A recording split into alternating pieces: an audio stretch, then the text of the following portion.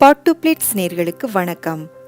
இன்னைக்கு நம்மளோட சேனல்ல கோடை காலத்துக்கு ஏற்ற மாதிரி நல்ல குழு குழுன்னு குல்ஃபி ஐஸ்கிரீம் எப்படி பண்ணுறதுன்னு பார்க்க போகிறோம். குல்ஃபி ஐஸ்கிரீம் பிடிக்காதவங்க யாருமே இருக்க மாட்டாங்க. குல்ஃபி ஐஸ்கிரீம் நம்ம நிறைய கடைகளில் சாப்பிட்ருப்போம், பெரிய பெரிய ரெஸ்டாரண்ட்டில் வாங்கி சாப்பிட்ருப்போம். ஆனால் ரொம்ப எளிமையாக அதே சமயம் சுவையான குல்ஃபி ஐஸ்கிரீமை நாமளும் வீட்டிலே செய்யலாம். அது எப்படின்னு நான் உங்களுக்கு இன்றைக்கி செஞ்சு காமிக்க போகிறேன்.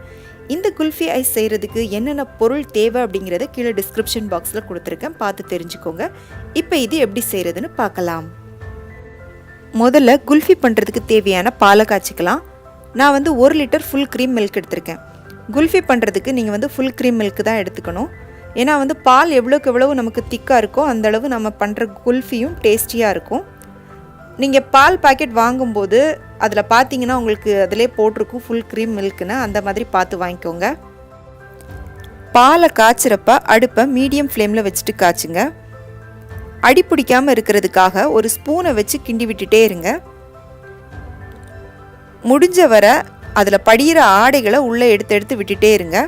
இப்போ சைட்லலாம் படிகிற ஆடையெல்லாம் உள்ளே எடுத்து விட்டுருங்க. நம்ம சேர்த்த 1 லிட்டர் பாலும் நல்லா வற்றி கால் பாகமாக வரணும், அந்தளவு நம்ம காய்ச்சிக்கணும்.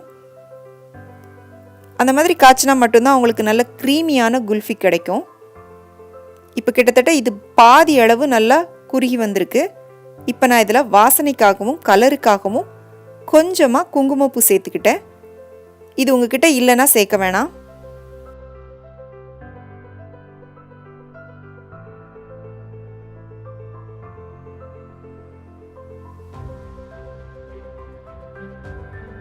இதோட 1/4 கப் சர்க்கரை சேர்த்துக்கோங்க.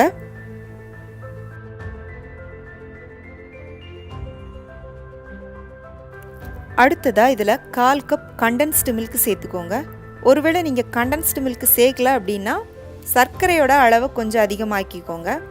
நீங்கள் கடைசியாக இதை சாப்பிட்டு பார்க்கும்போது உங்களுக்கு இனிப்பு சுவை கொஞ்சம் தூக்கலாக இருக்கிற மாதிரி இருக்கணும். ஏன்னா நம்ம இதை ஃப்ரீசரில் வச்சு சாப்பிட போகிறதுனால கொஞ்சம் இனிப்பு டேஸ்ட்டு அதிகமாக இருந்தால் தான் நல்லாயிருக்கும்.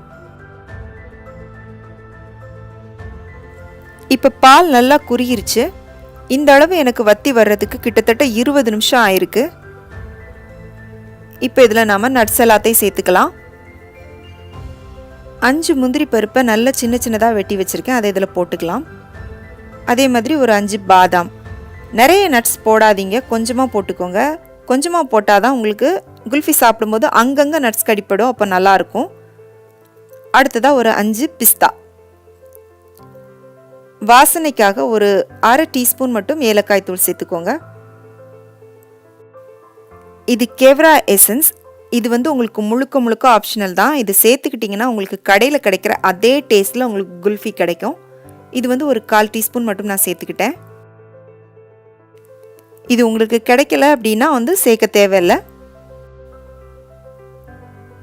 இப்போ நம்மளோட குல்ஃபி மிக்சர் தயாராகிடுச்சு. இது எந்த மாதிரி கன்சிஸ்டன்சியில் இருக்கணும் அப்படின்னு நான் உங்களுக்கு எடுத்து காமிக்கிறேன். இந்த அளவு திக்காக இருக்கணும். நீங்கள் இந்த அளவு நீங்கள் சுண்ட காய்ச்சலை அப்படின்னா நீங்கள் திரும்ப ஃப்ரீசரில் வச்சுட்டு எடுக்கும்போது உங்களுக்கு ஐஸ் படிஞ்ச மாதிரி இருக்கும். நல்ல க்ரீமியான குல்ஃபி உங்களுக்கு கிடைக்கணும்னா இந்த அளவில் நீங்கள் வற்ற விடணும். இப்போ இதை நல்லா ஆற விட்டுட்டு நம்ம குல்ஃபி மோல்டில் ஊற்றிக்கலாம்.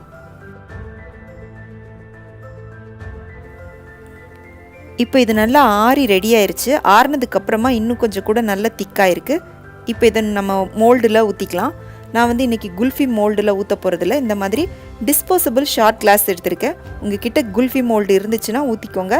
இல்லைன்னா இந்த மாதிரி டிஸ்போசபிள் கப் ஏதாவது இருந்துச்சுன்னா அதில் ஊற்றிக்கோங்க. அப்படி இல்லைன்னா வீட்டில் இருக்கிற கிளாஸில் கூட ஊற்றிக்கலாம். இப்போ எல்லா கப்லேயும் ஊற்றி ரெடியாக எடுத்து வச்சாச்சு.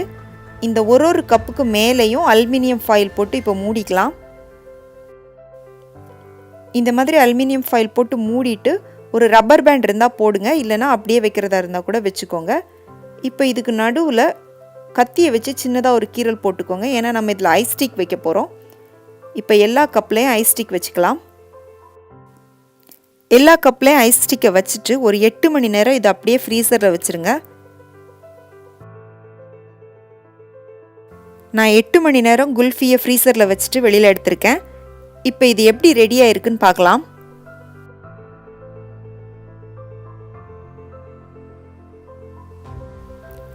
குல்ஃபி நல்லா செட் ஆகிருக்கு. இப்போ இந்த குல்ஃபி மோல்டிலிருந்து குல்ஃபி எப்படி தனியாக எடுக்கிறது அப்படின்னு பார்க்கலாம். ஒரு பவுலில் கொஞ்சமாக வெதுவெதுப்பான தண்ணி வச்சுட்டு அது உள்ள இந்த மோல்டை ஒரு 5 செகண்ட் மட்டும் வச்சுக்கோங்க. வச்சுட்டு உங்கள் 2 கைக்கும் நடுவில் வச்சு அதை இந்த மாதிரி தேய்ச்சிக்கோங்க. அடுத்ததாக அந்த குச்சியை பிடிச்சிட்டு மெதுவாக அப்படியே சுற்றி விட்டிங்கன்னா குல்ஃபி அழகாக மோல்டிலிருந்து வெளியில் வந்துடும்.